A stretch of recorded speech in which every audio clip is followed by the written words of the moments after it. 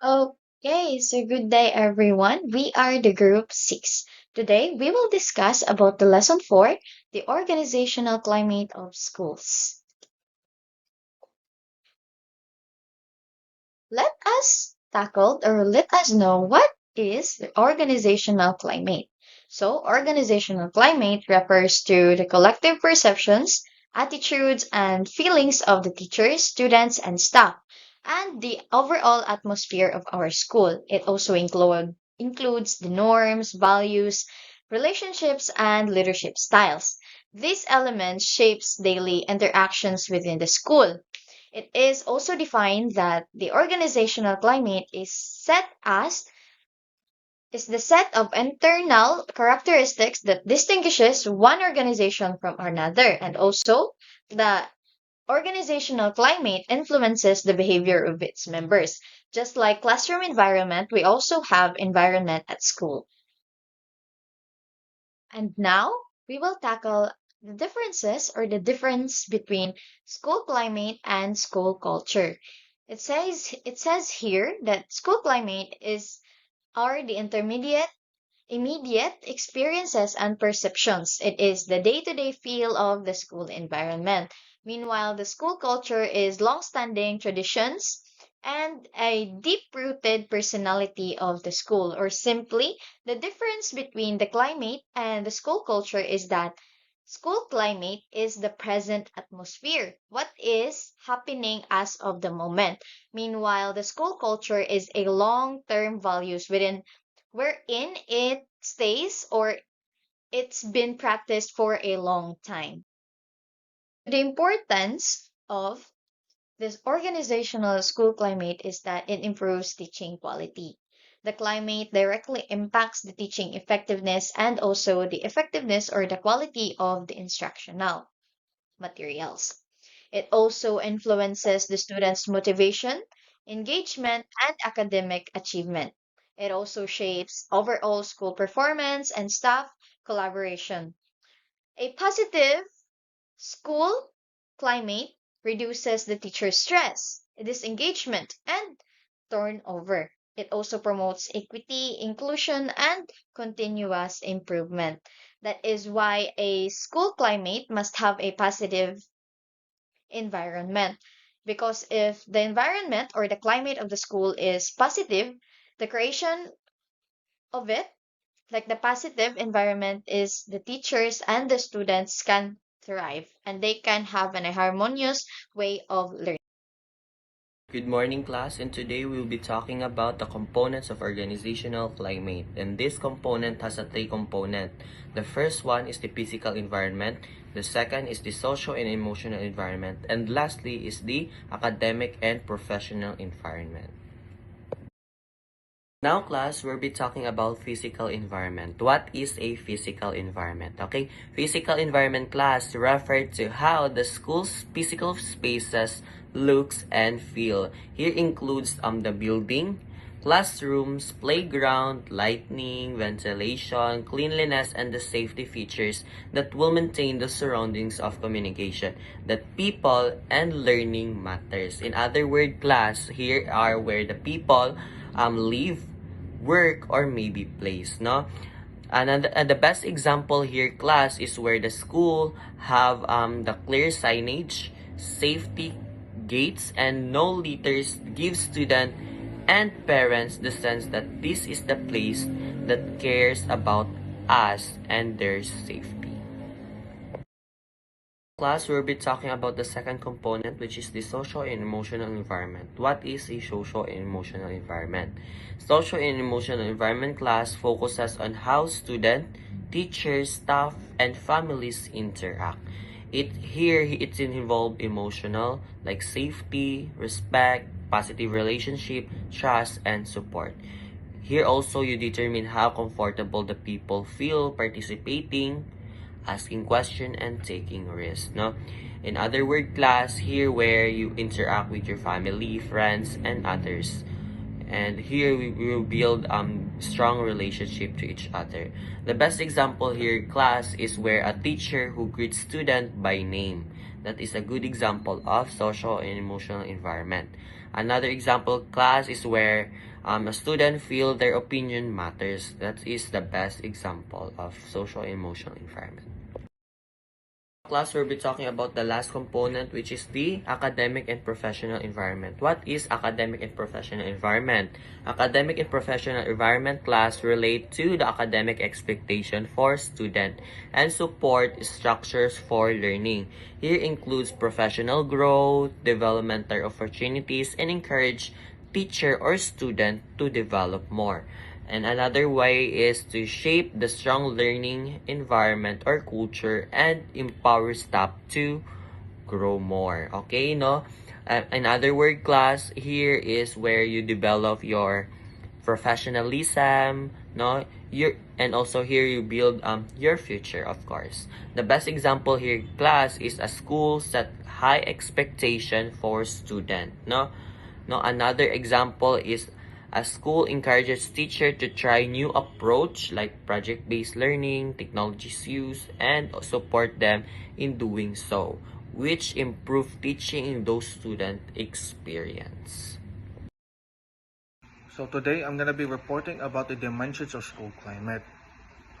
So dimensions of school climate refers to the overall tone and the overall functioning of how the school community would work. This also includes the leadership style from the principal, teacher professionalism, uh, academic expectations, staff and student relationships, and so on and so forth. So collegial leadership is where the principal treats teachers as professional partners, which balances openness, support, and firm expectation.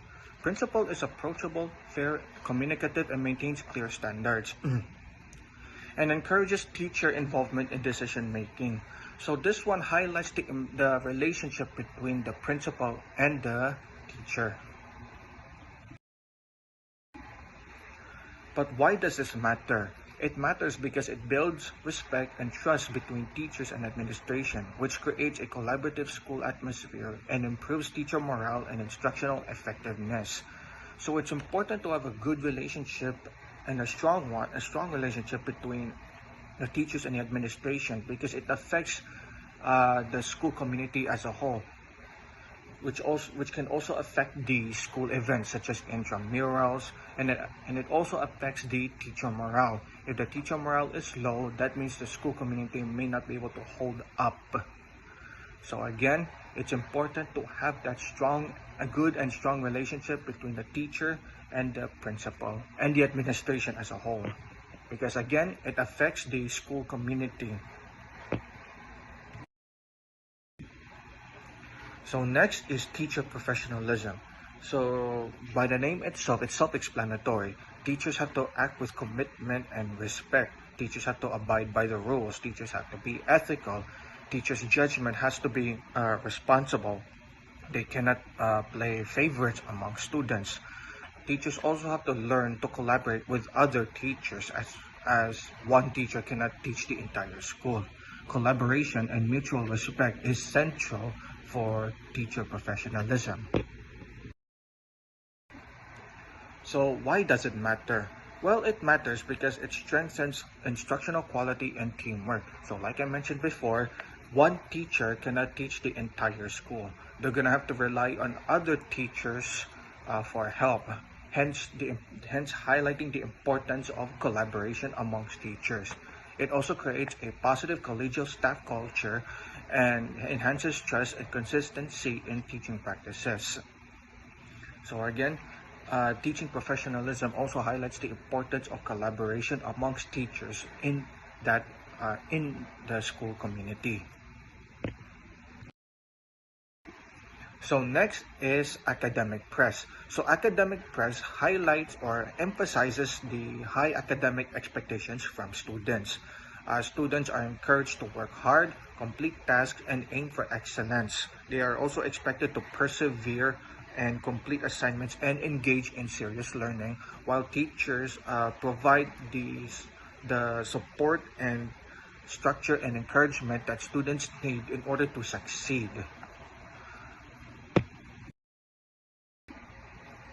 So academic press matters because it predicts student engagement and academic success which fosters a strong learning culture and encourages students to meet challenging goals.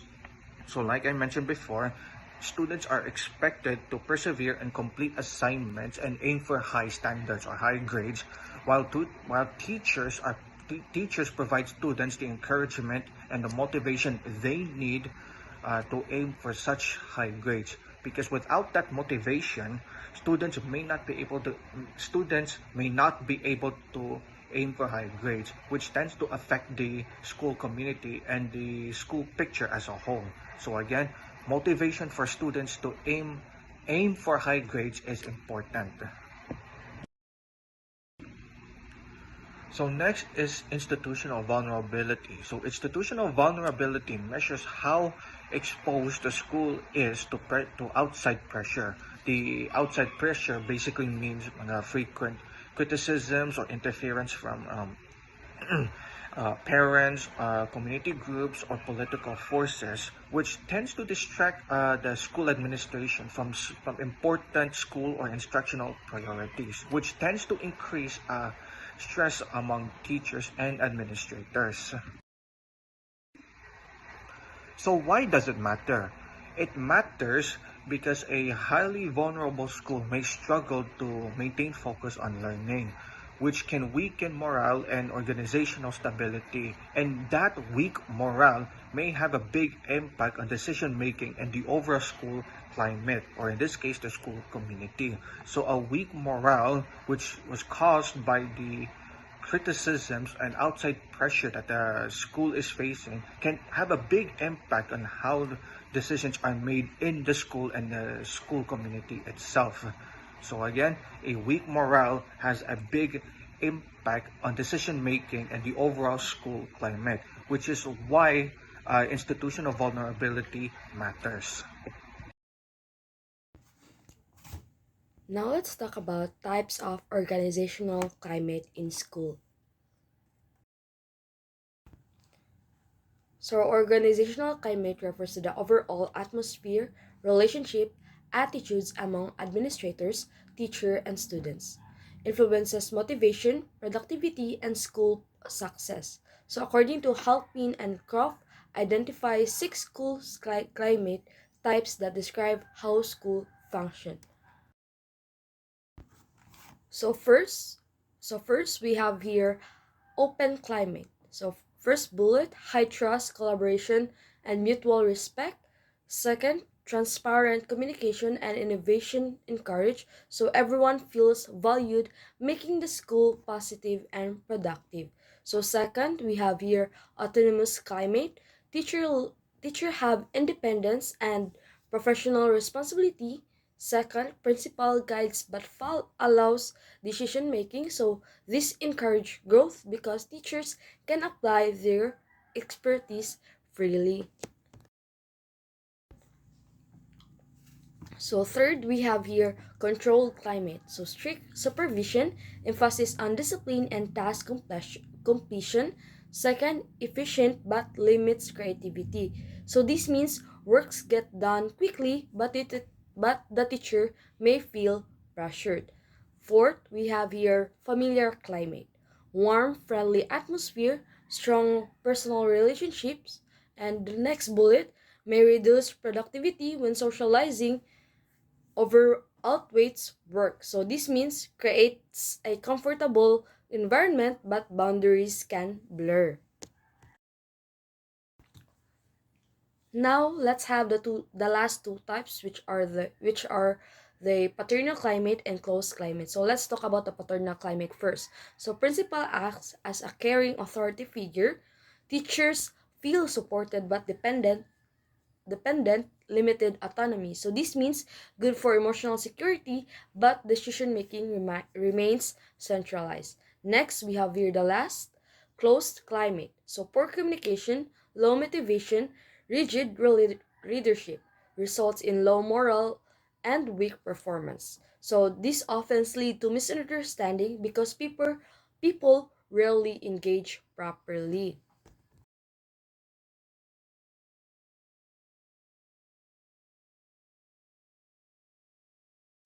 School policies and practices are the rules, guidelines, and procedure that our school follows every day. These help make sure that everything is organized, safe, and fair for everyone. They tell students, teachers, and staff what expected from them as part of the school community. School policies are the official rules of the school. They guide how students should behave, how teachers should respond in different situations, and how the school manages conflicts or problems. So these policies cover many areas such as discipline, attendance, bullying, grading, and the school uniform. They ensure that everyone is treated fairly and that we all understand the expectations. Example of a school policy. One example is the bullying policy. This policy explains the steps the school takes to protect students and the actions that will be taken if bullying happens. This helps create a safe and welcoming environment for all the learners.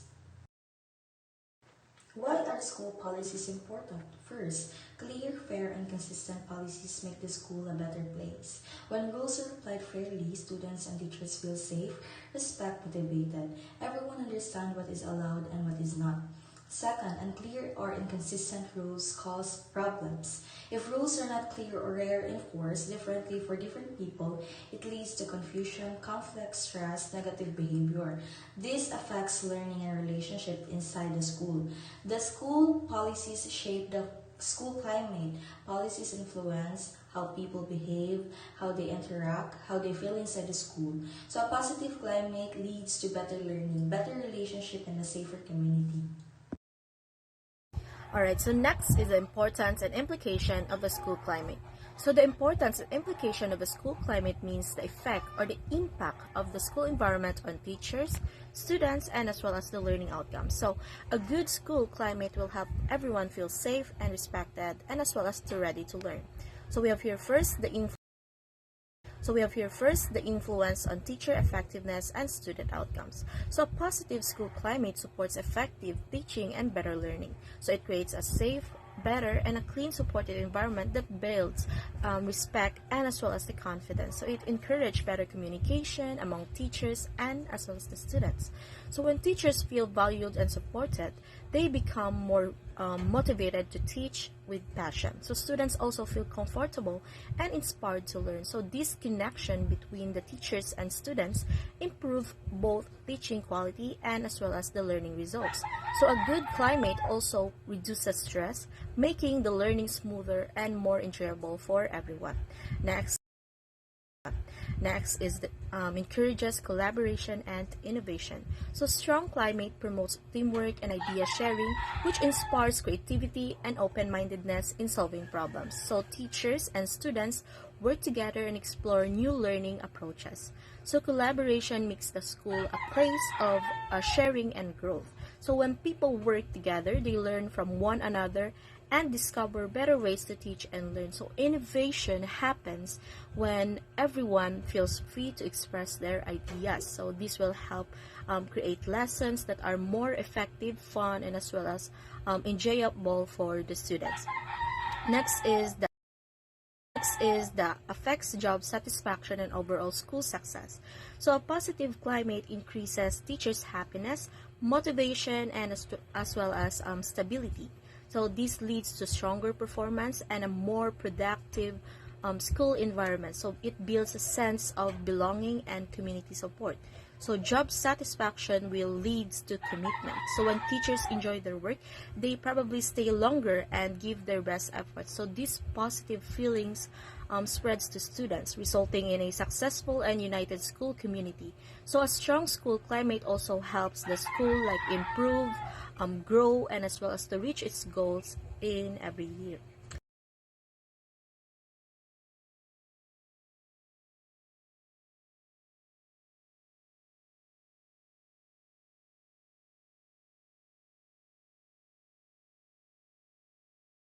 Hey everyone, today we will discuss lesson 5, which is changing the climate of schools.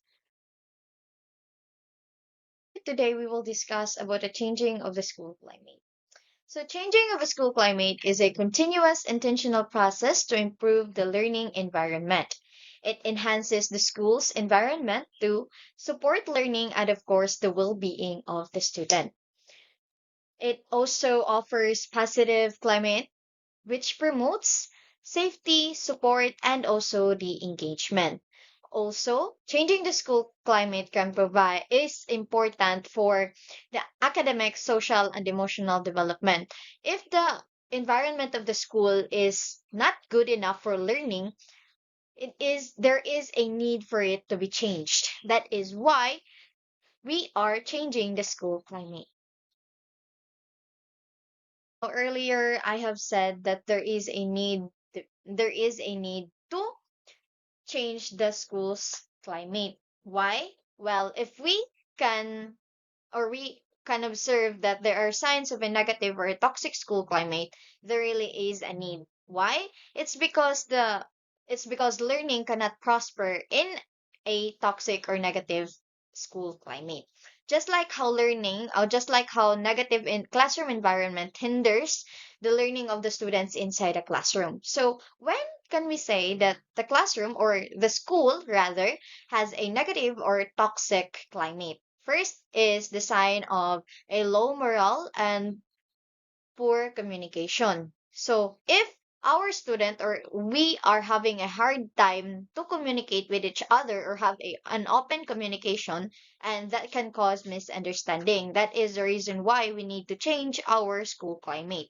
Next is the lack of trust and strained relationship. So it also started by the lack of trust. When trust is broken, it cannot be easily repaired, or even if it is repaired, it's not as strong as it is right from the start. So it is a sign of toxicity. Next is high absenteeism and frequent disciplinary issues. If we can notice that our students are currently absent, and when we say that currently absent is even though he or she feels well, he or she choose not to go to school. And of course, our student goes frequently to disciplinary offices, meaning mag-guidance na sila or they will have some sort of bad record at school. Then we can say that the school have a toxic or negative school climate. So toxic climates negatively impact the learning and the satisfaction. But how can we say that it is not a negative or toxic climate? Well, according to the research of Cohen back at 2009, a positive climate is linked to a higher achievement and a better emotional and social growth. That is the reason why if we see or we observe signs of negativity or toxicity in the school climate, there really is a need to change the school's climate. Those signs of a bad or a negative school climate. And then we can say that we want to transform that into a positive school climate. So, what are our goals for the climate transformation? Well, first is to promote respect, of course, inclusivity, and shared responsibility. Then, next is to strengthen collaboration and open communication. So, this transformation of the climate aims to build trust and of course cooperate among all the school stakeholders. Then third, we have to implement the equitable policies and support the well-being. In order for it to become effective, changes involves assessment, stakeholder participation, and equitable policies. And also, we have the need to create a sustainable, positive learning environment. And our overall goal is that we do not aim for just a short term change of the climate. We aim for a long term improvement and supportive learning experiences for our students and staff to have our learning and teaching much more effectively. Now, class will be discussing about the reason for changing school climate. There are four reasons why the school climate changes, okay? The first one is educational reforms and new policies. The second is the advances in technology and modern learning needs. The third one, changing student population and diversity. And lastly, leadership transition and organizational restructuring. Class, we'll be discussing the first reason why the school climate changes. So the first reason is educational reforms and new policies, where updates in curriculum and standard requirements of a school to adjust practices, meaning new curriculum, new assessment, new strategies, and new way of teaching.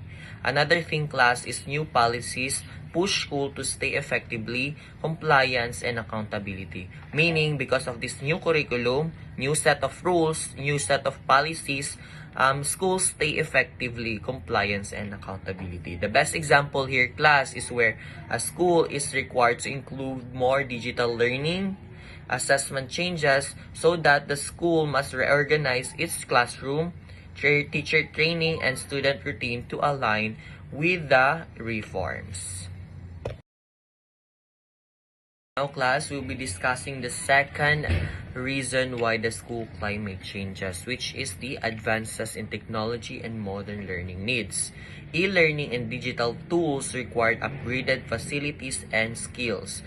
Because of our new trend, new digital advances, of course, the facilities need to be upgraded. Ayan. Another thing, class, is schools adapt their climate to meet involving student expectation. Of course, we have a new generation, class, we need to adjust, we need to upgrade and adapt the climate that our student expected. Okay, the best example here, class, is where a school installed interactive whiteboard, set up online learning platform, and shape teacher rules from lecture to facilitator because students expected more engaging and flexible learning. Now, class, will be discussing the third reason why the school climate changes, which is the changing student population and diversity. More diverse culture, languages, and the abilities call for inclusivity. Meaning, as a future teacher, we need to adapt these cultures, languages, background of our student to broke that barrier, to have a strong relationship with our student. Another thing is school must foster and supportive culturally responsive environment, meaning the school climate must become more inclusive, sensitive, culturally responsive, and supportive for different kind of student. The best example here, class, if a school begins to enroll many students from different linguistic background, the school may need to adjust in environment like the language support, peer mentoring, cultural inclusivity, curriculum, so all students feel included. Okay, thank you. Lastly, class, we'll be discussing the last reason why the school climate changes, which is the leadership transition and organization restructuring. Meaning, new leaders brings new visions and expectation. Of course, new leaders like new principal, new president, new leaders in an institution, of course, new set of rules, new vision, mission, new policies that we will be applying, of course. Another thing is structural changes require climate adjustment to align with the new direction. Because of this new transition of leaders, of course, the direction, the climate will be all adjusted. The best example here, if a school has a new principal, of course, the new set of rules, the implemented rules that set by that new principal will be all followed. Okay? Because of that new principal, new set of rules that he want to be implemented, of course, all that will be followed. So the climate or the school climate will be changes. Okay, thank you. So next is the principles of effective climate change. So principles of effective climate change basically are practices and values that school community use to make their school environment positive, inclusive, and a high-performing place. These principles guide how people in the school interact, make decisions, and improve over time. which also includes the shared vision and clear mission, open communication and participation, professional growth, continuous improvement, collaboration, and mutual respect.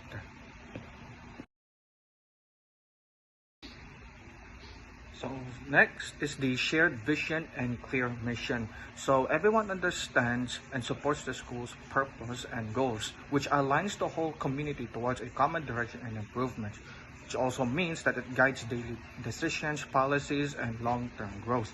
So basically, this means that the school community's members understood the school's purpose, goals, and the future directions. And they also defined what their success looks like, why the school existed, and what values are most important. And these shared statements then guide daily decisions and practices. So having a shared vision helps unify the community and align efforts and sustain long-term improvement.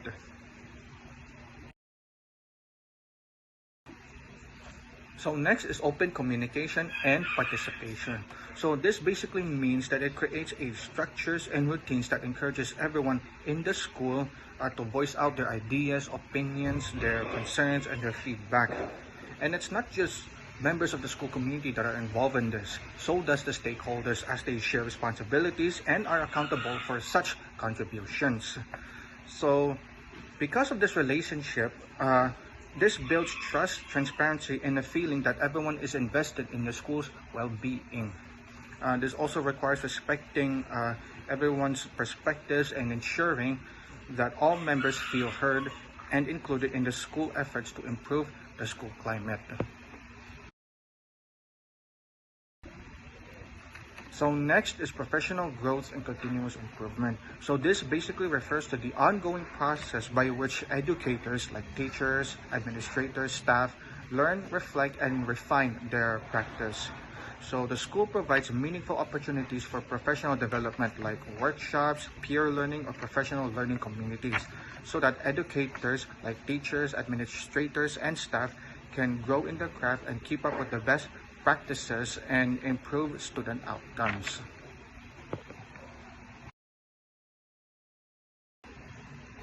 So next is collaboration and mutual respect. So this promotes teamwork, shared decision making and cooperation, and values diverse perspectives and respectful interactions, which strengthens community bonds and collective responsibility. So this basically talks about fostering a cooperative culture where every member of the school community values and supports one another.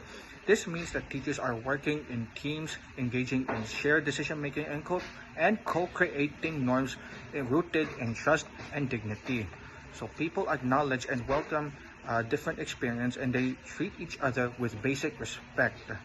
So when collaboration is strong, stakeholders feel accountable for one another's success and the well-being of the entire school community deepens.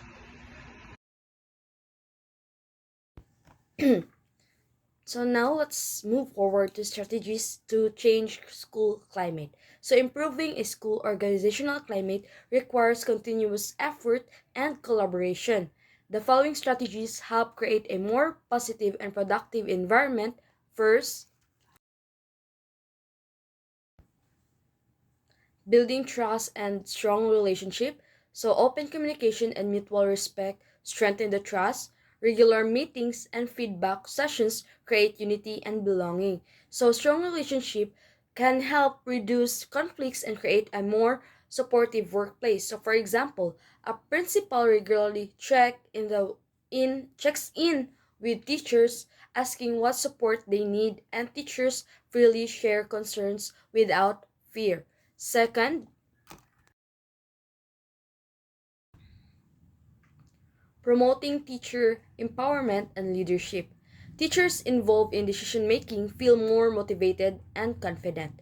Empowerment boosts commitment and encourages positive change. So this means when teachers lead projects or committees, they feel valued and more invested in school programs. So, for example, a teacher is appointed to lead a reading improvement program and is given freedom to design activities and choose materials.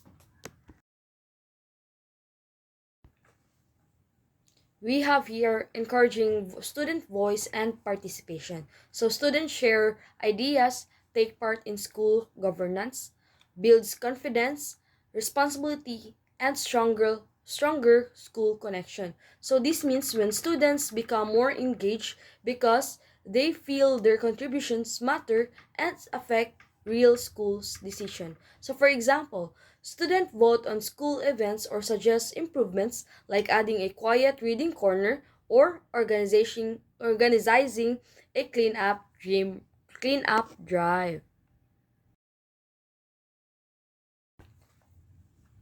And the last one, creating a safe, inclusive, and supportive environment. So values, first bullet, values diversity and ensures safety and acceptance for all.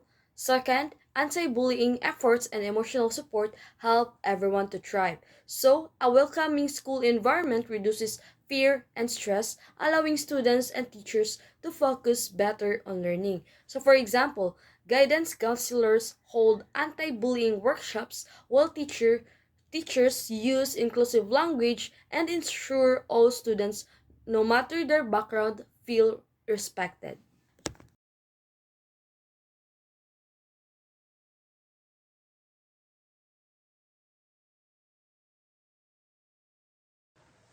Okay, first, school must have a clear and structured process to achieve positive results. Change become more effective when it is well planned.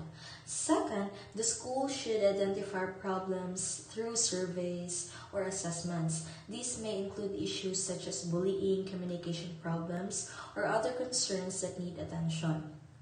Third, are identifying the problems. The school creates an action plan. This includes specific timelines and monthly improvement goals to make sure progress is monitored. These steps make the change process organized and achievable. Next, we have monitoring progress and evaluating impact. First, it is important to regularly check if the changes being implemented are effective. This helps the school know if the actions are working or if adjustments are needed. Second, feedback forms from teachers and staff are useful. Their observation helps assess improvements and identify areas that still need to work. Third, the school tracks indicators such as attendance rates, discipline cases, and teacher turnover. This measurable data help determine whether the changes create a positive impact. Through proper monitoring, the school ensure that improvement efforts produce real and meaningful results.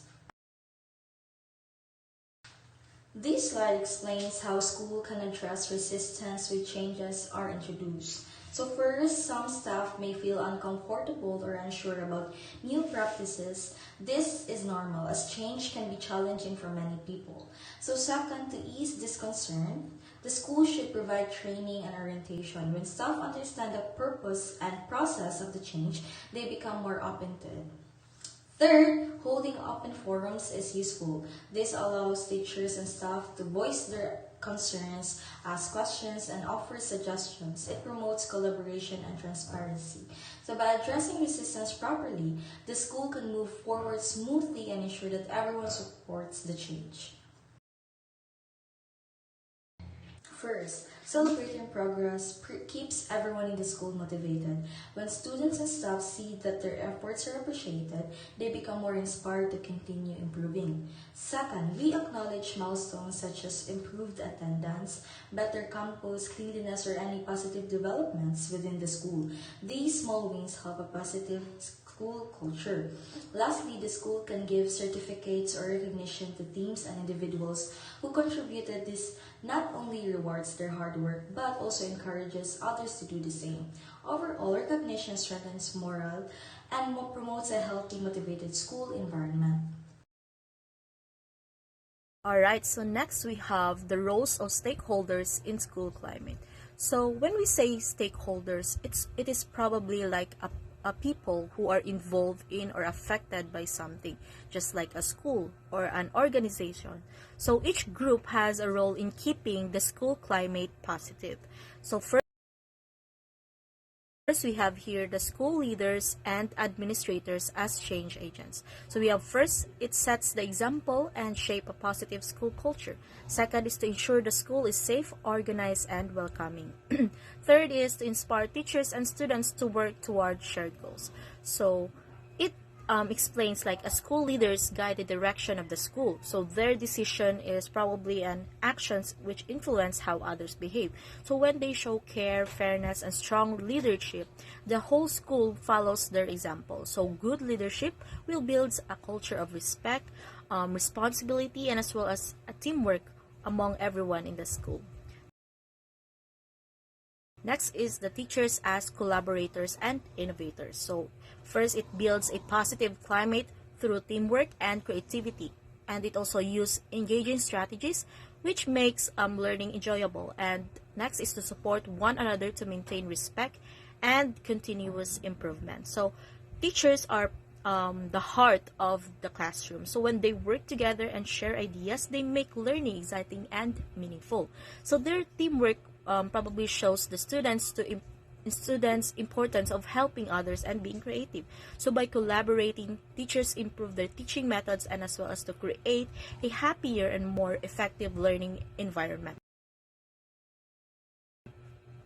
So next we have the students as active participants. So it contributes to climate through good behavior and respect. So it also promotes peace, cooperation, and kindness in the school. So lastly, we have it helps create a friendly and caring environment. So students play a big part in building a positive atmosphere. So their small act of kindness and discipline can make a big difference in keeping the school safe, friendly, and enjoyable for all. So when students follow the rules and show respect, they help create a place where everyone feels accepted and motivated to do their best.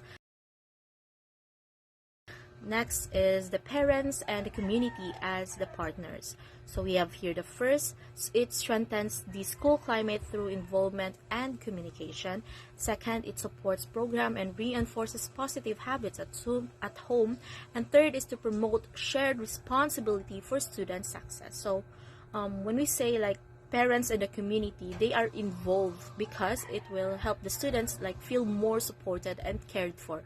So this partnership builds the trust, the teamwork between the home and as well as the school. So together they strengthen the values students learn, making education a shared responsibility that benefits everyone.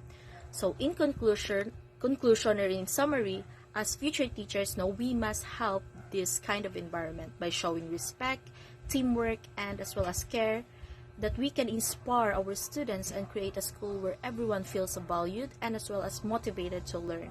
So a positive school climate starts within us, and our actions can shape a better future for our learners or our future students. So that ends our presentation, and I hope you have learned something. Thank you.